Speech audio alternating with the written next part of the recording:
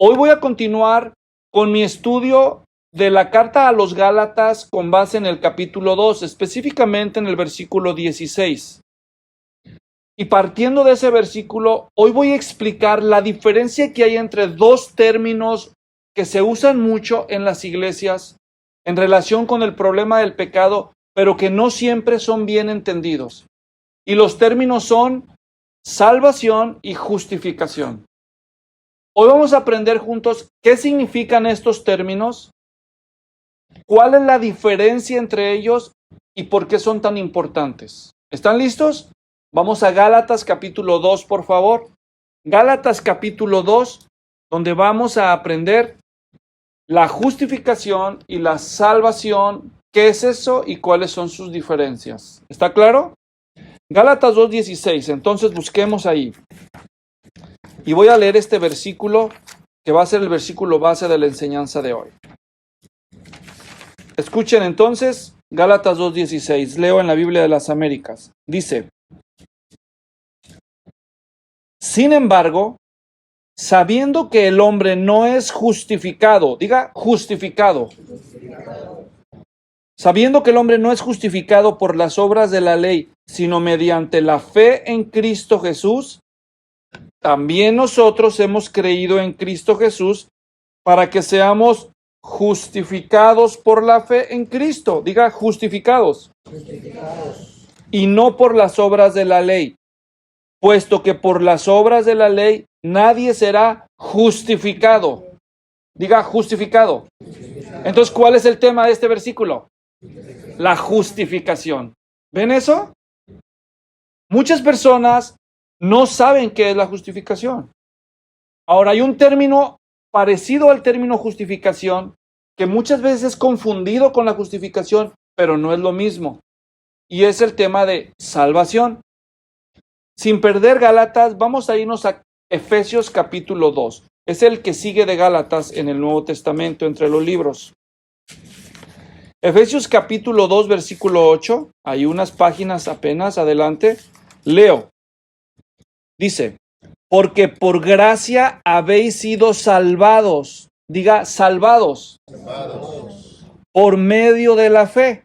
Y esto no de vosotros, sino que es don de Dios. Observen en estos dos versículos algunos elementos comunes. En los dos versículos dice que es por medio de la fe. Y luego aquí en el versículo 9 agrega no por obras. Entonces en los dos pasajes dice que no es por obras que alguien es justificado o salvado, sino que es mediante la fe en Cristo. Pero lo que no es igual es que en Gálatas dice justificados y aquí en Efesios ¿qué dice? Salvados. Entonces no es lo mismo ser justificado que ser salvo o salvado. No es lo mismo justificación que salvación.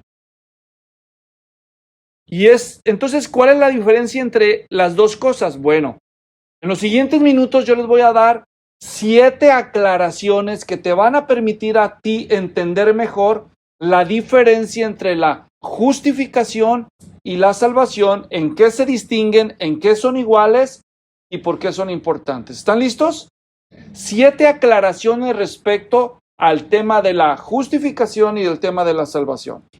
Eso es importante, presta atención. En primer lugar, salvación significa liberación de un peligro. Cuando tú oyes la palabra salvación, lo que estás oyendo es que alguien te va a rescatar, a librar, a aliviar de un peligro, de una aflicción. Eso significa salvar. ¿Me doy a entender? Te ibas a ahogar y alguien te rescata, tú dices, ¡ay! Me salvaron. ¿Qué te está diciendo? Que te rescataron, te libraron de un peligro. Eso significa salvación en términos simples. ¿Está claro? Por otro lado, justificación también es una liberación, pero no es una liberación de un peligro. La justificación es liberación de una culpa. ¿Ven la diferencia? Entonces, la salvación es la liberación de un peligro, mientras que la justificación es la liberación de una culpa. De la culpa. Entonces, ¿pero cuál peligro, Luis? ¿Y cuál culpa? ¿De qué peligro y de qué culpa me estás hablando? Bueno, cuando la Biblia usa los términos salvación y justificación, principalmente en el Nuevo Testamento, se está refiriendo a una liberación del peligro y de la culpa del pecado, del principal problema que afecta a la raza humana en términos espirituales, el pecado. Entonces, la segunda aclaración es la siguiente. Según la Biblia, el pecado es explicado de diferentes formas. El pecado en la Biblia es explicado de varias formas, pero hay dos formas dominantes en que se nos explica el pecado. ¿Están listos? La primera forma en que el pecado se nos presenta en la Biblia es como un gravísimo problema. Un problema que afecta a todos los seres humanos a modo de infección o enfermedad. El pecado es un problema incurable y mortal, que todos los seres humanos padecen. Entonces, a veces la Biblia nos presenta el pecado en esos términos, como una enfermedad incurable y mortal, que nos lleva a todos a la muerte. Un ejemplo lo tenemos aquí en Efesios, ya que están ahí, miren, regresen unos versículos, simplemente el versículo 5, observen cómo dice. Dice, Efesios 2:5. Dice que, voy a leer desde el 4 para que agarren el sentido de la idea. Pero Dios, que es rico en misericordia, por causa del gran amor con que nos amó, aun cuando estábamos muertos en nuestros delitos, nos dio vida juntamente con Cristo. Por gracia habéis sido salvados. ¿Vieron eso? El versículo 1. Y Él os dio vida a vosotros que estabais muertos ¿en qué? En delitos y pecados. Entonces, el pecado, si ustedes observaron, conduce a una muerte. ¿Vieron eso? Se repiten los dos versículos. Ustedes estaban muertos en sus pecados. Entonces, el pecado es presentado en la Biblia como un problema incurable, mortal. Pero también el texto, si ustedes prestaron atención en el versículo 1, no solo nos presenta el pecado como un problema mortal, sino también como un delito. Diga delito. Eso es otra cosa diferente. ¿Qué es un delito? Es cuando tú quiebras la ley. ¿Está claro? En otro lugar de la Biblia, en 1 de Juan 3, versículo 4, dice, pecado es infracción de la ley. En Romanos capítulo 5 y en Gálatas 2, donde estábamos, se nos dice que pecado también es transgresión. Todos esos términos, delito, infracción, transgresión, son diferentes conceptos para darnos una misma idea. Es, como decimos vulgarmente los mexicanos, pasarse de la raya. Hay un límite y tú cruzas el límite. Y el límite es la ley de Dios. La única forma en que tú puedes cometer una infracción es porque hay una ley. ¿Está claro? Entonces, desde una perspectiva de problema, el pecado es incurable y mortal. Y desde una perspectiva legal, el pecado es un delito, infracción o transgresión. ¿Está claro? Entonces, la salvación trata con la muerte, que es la consecuencia del pecado, mientras que la justificación trata con la culpa.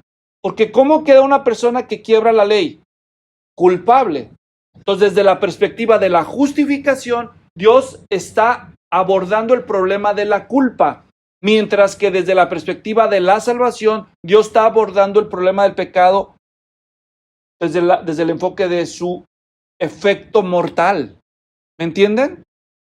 La salvación tiene que ver con el problema del hombre, porque el hombre es el infectado de este problema mortal, de esta enfermedad terminal. Pero desde la perspectiva de la justificación, Dios está resolviendo un problema con él, porque ¿quién es el ofendido? Él. ¿Captan el punto? La salvación, el enfoque lo pone en el hombre y la justificación en la justicia de Dios. ¿Ven la diferencia? Ok, tercera aclaración. Aquí mismo en Efesios. Cuando el hombre está... Cuando tú ves una persona que está enferma de una enfermedad que la consume, de una enfermedad terminal que no tiene cura y que solo es cuestión de tiempo, la va a llevar a la tumba. Y tú estás fuerte y sano y eres una persona de buenos sentimientos. Cuando ves a esta persona, ¿qué sientes por ella? Compasión. Bueno, Dios es muchísimo más bueno en sus sentimientos y deseos para con alguien que está infectado de una enfermedad mortal y camino a la muerte, y él siente lo mismo. Al sentimiento de compasión por la miseria ajena, la Biblia le llama misericordia. ¿Entienden? Entonces, el sentimiento dominante de Dios que lo mueve a ayudar a una persona que está en un problema mortal de pecado es la misericordia. Entonces, volviendo a decirlo así, el primer atributo de Dios, la primera característica de la persona de Dios que lo mueve a ayudar a alguien que está en su miseria espiritual es la misericordia. Por eso, la salvación, el atributo dominante detrás de la salvación de Dios es su misericordia y su amor por esa persona que está en desgracia. Observen aquí mismo en Efesios otra vez. 2:4. Pero Dios, que es rico en ¿qué? Misericordia. ¿Qué es la misericordia? La compasión de Dios por la miseria espiritual del ser humano. ¿Está claro? Dios, que es rico en misericordia por causa del gran amor con que nos amó, aun cuando estábamos muertos en nuestros delitos, nos dio vida juntamente con Cristo. Por gracia habéis sido salvados. ¿Ya ven? Entonces, la salvación es el resultado de la misericordia de Dios. ¿Ven eso? Por otro lado, la justificación es un acto de la gracia de Dios. ¿Qué es la gracia, hermanos? Es un favor no merecido. Ahora, entiendan bien este concepto. Cuando nosotros hablamos de merecido o estamos hablando de mérito, por definición la palabra justicia, la justicia es darle a cada uno según su merecido, según lo que merece. El término mérito o merecido está directamente relacionado con el atributo de la justicia. ¿Está claro? Entonces, la palabra gracia significa que se nos concede un favor no merecido. Por eso, el atributo divino que está directamente detrás de la justificación es la gracia, porque Dios nos está concediendo un favor que no merecemos. ¿Captan el punto? Son dos atributos del carácter de la persona de Dios que lo mueve a expresar favor por el pecador. Desde la perspectiva de la salvación, su misericordia, también la gracia, pero primero es la misericordia. Y desde la perspectiva de la justificación es primero la gracia, porque la gracia es un concepto jurídico, porque habla de mérito, ¿entienden? Mientras que la misericordia es un atributo emocional, es un sentimiento.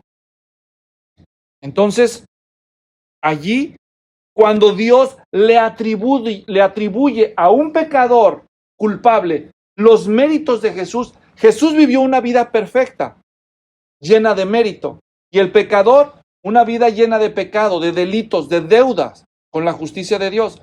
Dios toma los méritos de Jesús y se los atribuye gratuitamente al pecador. Eso es un acto de gracia. Es la gracia que se concede a través de los méritos de Jesús que se le dan a un pecador, y los pecados se le cargan a Jesús y Jesús muere para pagar esos delitos. ¿Captan la diferencia? Esa es la justificación. Entonces, cuarta aclaración. Ambas, la salvación y la justificación, dependen de Jesucristo, de la obra que Él hizo. Las dos se los voy a demostrar con unos pasajes de la Biblia. Aquí donde estábamos en el 2:8 dice, porque por gracia habéis sido salvados por medio de la fe. Y esto no de vosotros, sino que es don de Dios, no por obras para que nadie se gloríe. Ahora, en los versículos anteriores, ¿observaron ustedes? Dice en el versículo, voy a leer desde el versículo 5, dice, aun cuando estábamos muertos en nuestros delitos, nos dio vida juntamente ¿con quién? Con Cristo. Entonces, en lugar de que sigamos muertos espiritualmente, Dios derrama su gran y rica misericordia y amor y nos da vida con Cristo. Entonces, Cristo está de por medio entre la salvación y el pecador. ¿Captan eso? Eso es con respecto a la salvación. Pero con respecto a la justificación, ¿qué dice la Biblia con respecto a la justificación? Observen, vamos a Tito, por favor. Tal vez sea el pasaje más claro. Tito 3. Está más adelante de Efesios, son mucho más adelante. Sigue Efesios, Filipenses, Colosenses, Primera, Segunda Tesalonicenses, Primera, Segunda Timoteo y luego Tito, justo antes de Hebreos y de Filemón. Capítulo 3. ¿Ya lo encontraron? Yo los espero. Tito 3. Vamos a leer del 5 hasta el 7. ¿Ok? Escuchen. Él está hablando de Dios. Tito 3, 5. Él, Dios, nos, ¿qué dice? Salvó. No por obras de justicia que nosotros hubiéramos hecho, sino conforme a su misericordia. ¿Se acuerdan que les dije? La salvación es una extensión de la misericordia que Dios siente por la miseria humana. ¿Está claro? Lo volvemos a ver aquí, ¿sí o no? ¿Verdad? Él nos salvó no conforme a las obras de justicia que nosotros hubiéramos hecho, sino conforme a su misericordia, por medio del lavamiento de la regeneración y la renovación por el Espíritu Santo, que Él derramó sobre nosotros abundantemente por medio de Jesucristo. Entonces, la salvación es dada por medio de Jesucristo. ¿Está claro? Por eso nosotros, entre muchas otras razones, sabemos que las religiones como el budismo, el islam, el hinduismo y todas las demás religiones en donde Jesucristo no es el personaje central, no pueden tener la razón. No son muchos caminos a través de los cuales llegar a Roma, sino que hay un solo camino. Jesús dijo, yo soy el camino, la verdad y la vida. Nadie llega al Padre si no es por mí. No es que los cristianos seamos orgullosos, es que simplemente leemos la Biblia. Jesús dijo que a través de Él es la única forma de llegar al Padre y hace sentido. Entonces, la salvación depende de Jesucristo como medio, pero no solo la salvación. Sigamos leyendo. Estamos aquí en Tito 3, 6. Él derramó sobre nosotros abundantemente por medio de Jesucristo nuestro Salvador. ¿Para qué? ¿Para qué? Justificados por su misericordia, dice ahí. Entonces ahí vemos el segundo concepto, ¿ven? El atributo divino que resulta en justificación es la gracia divina. ¿Ya lo vieron? Justificados por su gracia, fuésemos hechos herederos según la esperanza de la vida eterna. Entonces, la muerte de Cristo, la persona de Cristo y su muerte son indispensables tanto para la salvación como para la justificación. ¿Lo ven? Muy bien. Esa es una cuarta aclaración. ¿Cuál es el resultado que una persona experimenta cuando recibe la salvación?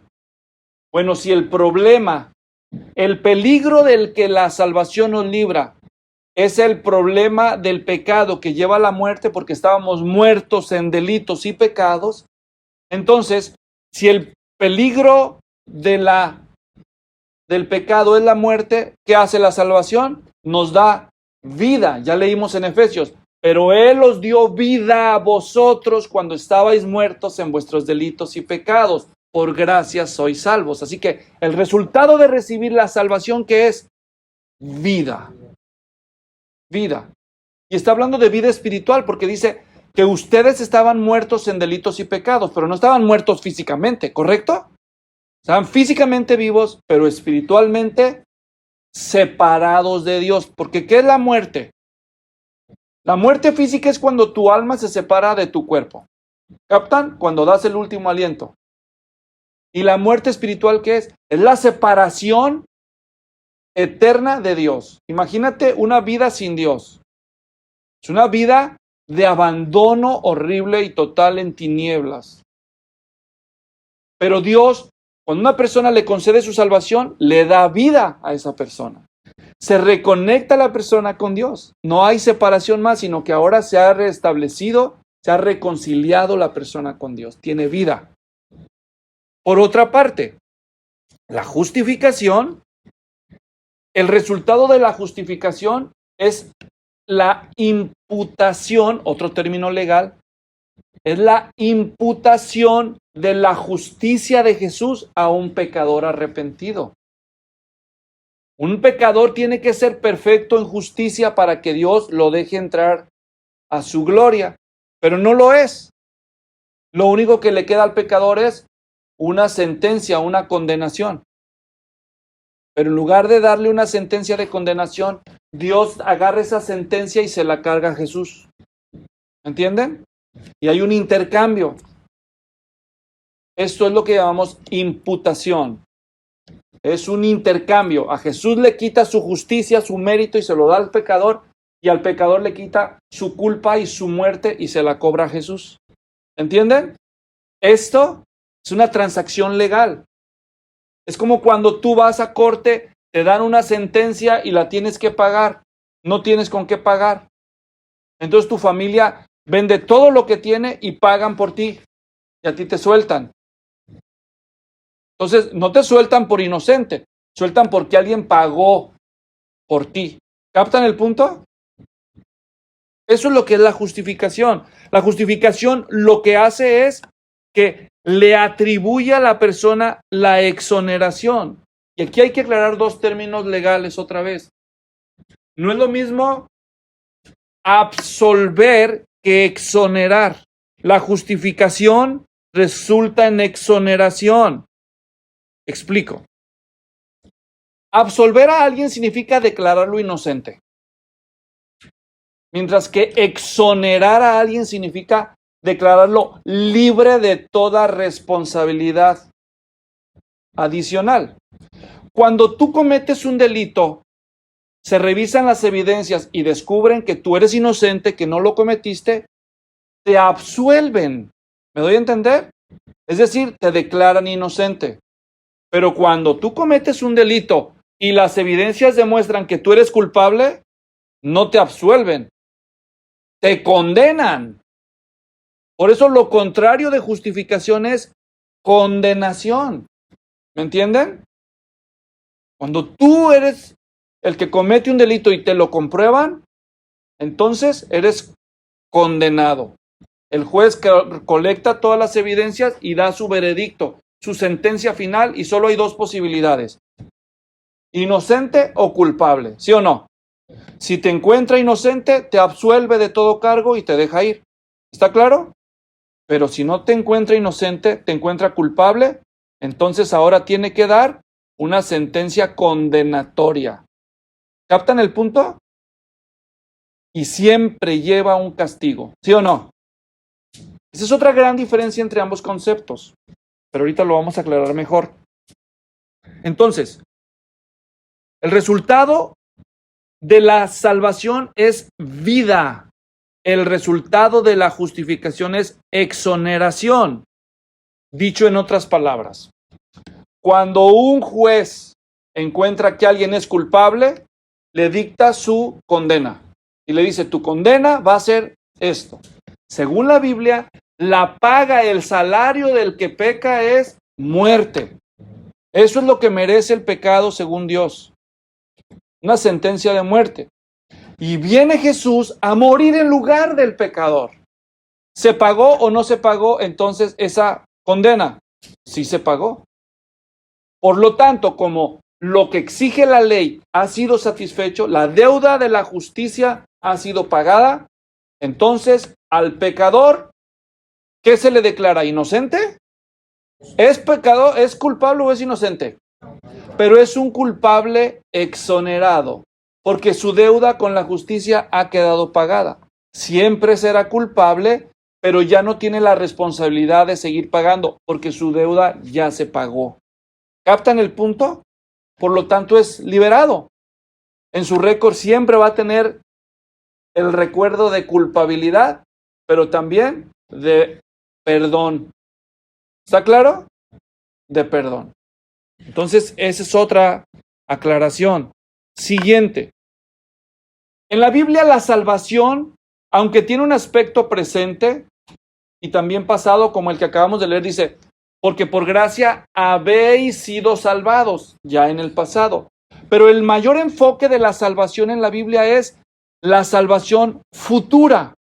Acuérdense, dijimos, si la salvación tiene que ver o si la salvación es el librar de un peligro, el peligro final del que vamos a ser librados está por venir en el día del juicio final, cuando Dios va a traer a todos los hombres a llamarlos a cuentas por sus pecados.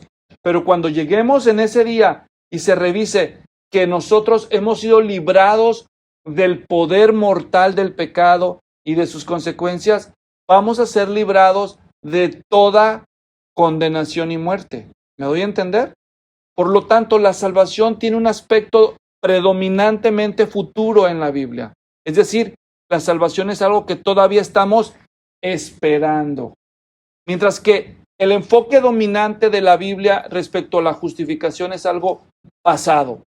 La justificación se resuelve con una persona se arrepiente de sus pecados y cree en nuestro Señor Jesucristo. Romanos 5:1 dice, justificados pues por la fe tenemos paz para con Dios por medio de nuestro Señor Jesucristo. En el ejemplo que vimos de Gálatas 2:16, ¿qué decía? Justificados. Entonces, esa es otra distinción entre ambas. La justificación final, el día del juicio, será también futura, pero mayormente ya se considera como un acto definitivo. Finalmente, ¿qué sucede cuando una persona rechaza el regalo de salvación de Dios? Cuando una persona rechaza la salvación de Dios, queda en un estado de perdición. Voy a llevarlos a Corintios. Hay dos pasajes en Corintios que quiero leer. El primero está en Corintios 5, Segunda de Corintios 2, versículo 15. Segunda de Corintios 2, 15, leo. Porque fragante aroma de Cristo somos para Dios entre los que se salvan y entre los que se pierden. Entonces aquí claramente el texto nos revela cuáles son las únicas dos opciones. O una persona se salva y lo contrario ¿qué es? Se pierde. Entonces lo contrario a la salvación es perdición. ¿Qué es lo contrario a la salvación? Perdición. Perderse. La perdición. ¿Y qué es la perdición de la que se está refiriendo aquí? No es que se me perdió, ahí donde me quedaron las llaves, se me perdieron. No está hablando de perderse en ese sentido. Está refiriéndose a quedar en abandono total. Cuando una persona no acepta la salvación, rechaza la salvación, queda abandonada a su suerte sin ninguna esperanza de que Dios le va a ayudar en el futuro. Nada. No hay, porque la persona ha quedado en un estado de perdición, abandonada a su propia suerte. No quiso a Dios, está abandonada a su propia suerte. Por otra parte, si rechazamos la gracia de la justificación por la fe, el resultado de rechazar la justificación por la fe no es perdición, es condenación. Romanos 5:18. Atrás de Corintios está Romanos. Segunda de Corintios, luego sigue Primera de Corintios y atrás Romanos. Escuchen Romanos 5:18.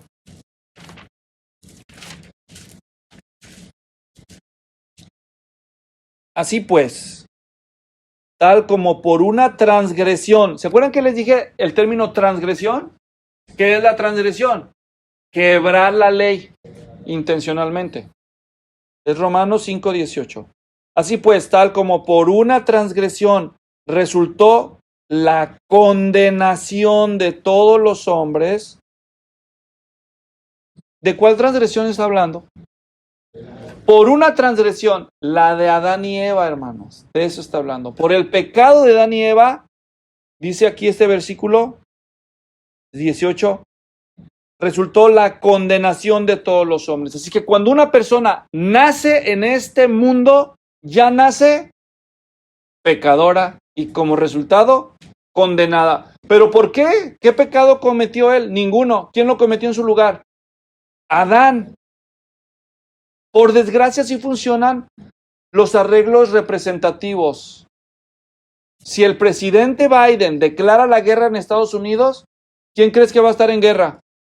Todos, porque él federalmente nos representa, ¿sí o no? ¿O acaso te preguntaron a ti si declara la guerra? Oye, ¿tú quieres ir a guerra? No, pues a mí ni me preguntaron. Ni modo, ya estás en guerra, ¿sí o no? Eso es lo que pasó con la raza humana. El que nos representaba a todos, Adán, decidió pecar. ¿Cuál es el resultado? Quebró, transgredió la ley, condenado. Y ahora todos los de su equipo condenados. ¿Entienden? Pero no he terminado el versículo. Dice, así como la transgresión resultó en la condenación de todos los hombres, así también por un acto de justicia resultó la justificación de vida para todos los hombres. ¿Cuál es ese acto de justicia? Jesucristo. ¿Entienden? Por el acto de Jesús, y ahí el texto que acabo de leer dice, resultó la justificación para todos los hombres. ¿Para todos? Bueno, para todos los que aceptan ese acto de justicia. ¿Entienden? Para todos los que aceptan a Jesús como su Salvador y Señor. Entonces, lo contrario de la salvación es la perdición y lo contrario de la justificación es la condenación. ¿Captan? Estos son términos jurídicos forenses. Forense significa jurídicos, judiciales. Y estos, salvación y perdición. Estos tienen que ver más con una experiencia y estos tienen que ver más con un estatus legal. ¿Entienden la diferencia? Entonces, ahí ya he dado el resumen de 7 aclaraciones entre la salvación y la justificación. Ahora, segundo, el problema entonces está en que el hombre por naturaleza, cuando una persona nace en esta vida, crece, aunque vaya a la iglesia y pertenezca a cualquier religión, normalmente un ser humano cualquiera no se sabe ni muerto ni condenado. Él se siente vivito y coleando, ¿me entienden? Y no se siente condenado, siente que todavía tiene lucha para justificarse delante de Dios. ¿Qué es la condenación sino la sentencia después de un juicio? ¿Sí o no? Si un hombre ya nace condenado, es que el juicio ya se celebró en cierto modo. ¿Me doy a entender? O sea, el pleito legal que se hizo entre Adán y Dios se resolvió y quedó Adán y sus descendientes condenados. Y cuando ellos nacen, no se sienten condenados, ¿o sí? Simplemente no saben. ¿Está claro? No saben. Hay mujeres que cometen un delito y las meten a la cárcel. Y estando en la cárcel, se embarazan. ¿Han oído casos así? ¿Y dónde nace el niño? ¿Libre? Pues técnicamente sí es libre porque él no cometió el delito. ¿Pero dónde está el niño? Porque es hijo de una sentenciada. ¿Me doy a entender? Espiritualmente hablando, todos los seres humanos nacen con una sentencia de condenación y no lo saben. ¿Tú te sabías condenado antes de escucharte estas cosas? No, ¿verdad que no? No. Ni tampoco muerto. No, si soy más vivo que nada, dices, ¿verdad? Pero no se siente. Pero así, ese es el problema. ¿Entienden ahora el problema? Que vivimos en un mundo lleno de gente muerta y condenada que no sabe. que se siente al contrario. La gente se siente a través de sus religiones muy conectada con Dios, ¿o no? Ese es el problemón. Pero Dios ama tanto a la gente que le regaló un recurso a la gente para que la gente despierte de su sueño y descubra su condición. ¿Y saben cuál es ese regalo que Dios ha dado? La ley de Dios. ¿Qué ley estás hablando, Luis? La ley moral de Dios, que normalmente nosotros conocemos en forma resumida como los 10 mandamientos. Fíjense cómo Dios nos ha regalado a todos los seres humanos la ley para que descubramos nuestro problema. Vamos a Romanos, por favor. Romanos capítulo 2. ¿Sí? Romanos capítulo 2, versículo 14. Dice, porque cuando los gentiles que no tienen ley para sí mismos, entonces aclaremos, los 10 mandamientos se los dio Dios a los judíos, ¿sí o no? Allá en Sinaí, pero los aztecas y los mayas y los totonacas y los olmecas y los navajos y los pueblos y así toda la lista de grupos prehispánicos y todos los demás. ¿Tenían ellos acaso Biblia, los 10 mandamientos? No, pero sí. A ver, ¿cómo está eso? Pues que yo sepa no tenían Biblia. Pero observen lo que dice aquí 2:14. Sigo leyendo. Dice, los gentiles, y esa es representativa esa palabra para todos los que no eran judíos, que no tienen la ley, cumplen por instinto los dictados de la ley. Ellos no teniendo la ley, son una ley para sí mismos, ya que muestran la obra de la ley escrita en sus corazones. Su conciencia les da testimonio. ¿Sabes dónde está la ley escrita, la ley de Dios? En la conciencia. ¿Hay un ser humano que no tenga conciencia? No. Dios le ha dado conciencia a cada ser humano. Dios nos ha dado su ley, escrita en nuestros corazones y además escrita en tablas y en papel, para que nadie diga, yo no sabía. No, sí sabías. Dios le regaló al ser humano la ley moral para que descubra su problema. ¿Cuál problema? Que está muerto y condenado. Pero él no lo sabe. Así que le he dado la ley. Y a través de la ley Dios cumple varios propósitos. Pero antes de hablar de esos propósitos, tendríamos que recordar la ley y por cuestión de tiempo, aquí nos vamos a tener que parar el día de hoy.